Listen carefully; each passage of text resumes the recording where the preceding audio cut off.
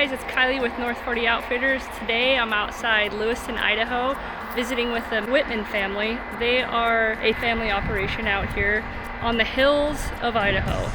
So growing up on the flatland of north central Montana, I am just super interested in how they do these crazy hills. Some of these hills are like a 40% grade, and that's not quite as crazy as some of the hills in the Palouse, but it's still enough to, you know, make you nervous. So I caught up with Corey and got to ride along with her the last couple days and check out what they got going on here.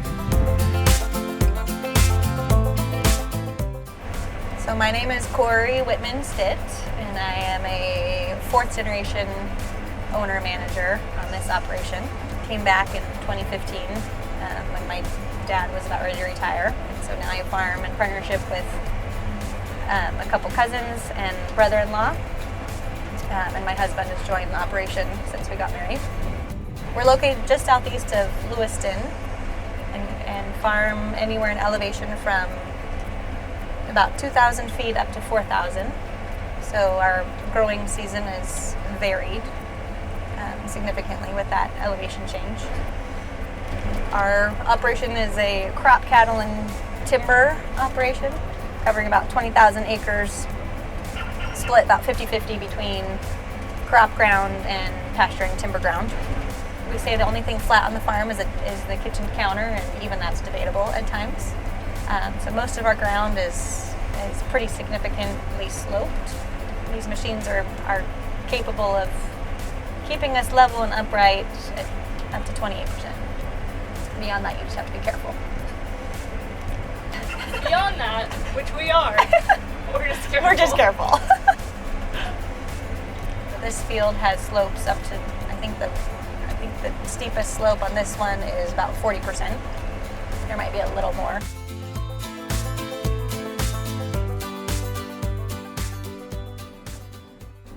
I've been on this farm for close to 40 years now.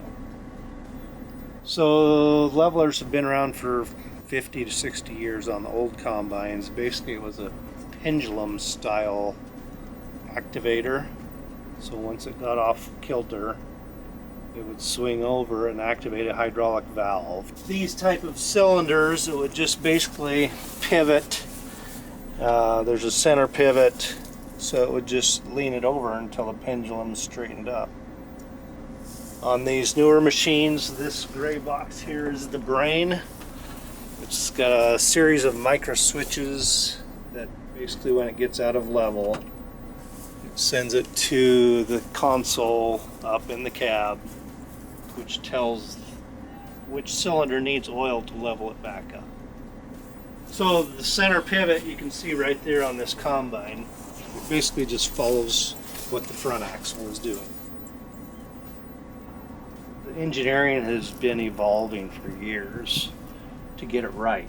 You know, there have been on the older combines, if it didn't level fast enough like on that field, and you turn downhill, you'd still be leaned way over, and they have tipped combines over that way.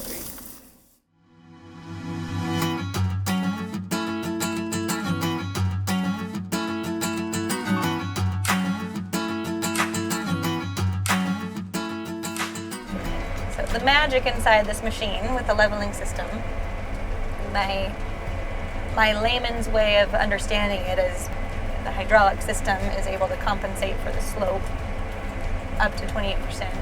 And then the sieves and the cleaning apparatus, the cleaning mechanisms will actually level a little further than that. One of the challenges on slopes like this is not only the cutting and the slope, but we had to seed this and spray it, and so the drill tends to drift down the hill and make steeper, make rougher drill rows, and the sprayer makes nice sprayer ruts in the spring. So those are just little added challenges to the process.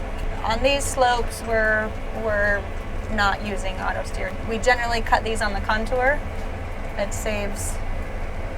It's just a lot safer to not be going up and down the hills or trying to turn on a steep slope.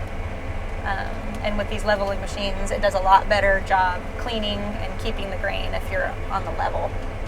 These fields, you have no choice but to climb as well as be on the going around the contour. So right now I'm climbing over drill rows on a steep slope. Makes for an interesting bumpy ride.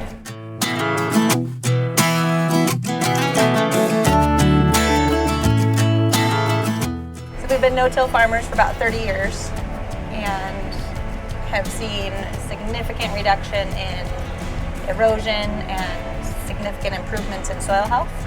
Our farm has a history and a legacy of stewardship, specifically on the conservation front. The generations before me were early adopters of conservation strategies that we are reaping the benefits from in our generation. Now I have a 2, almost 3-year-old who loves all things farming. Our goal is to be able to give him the opportunity to farm, but not the pressure that he has to. If he chooses to do something else, we'll cross that road also.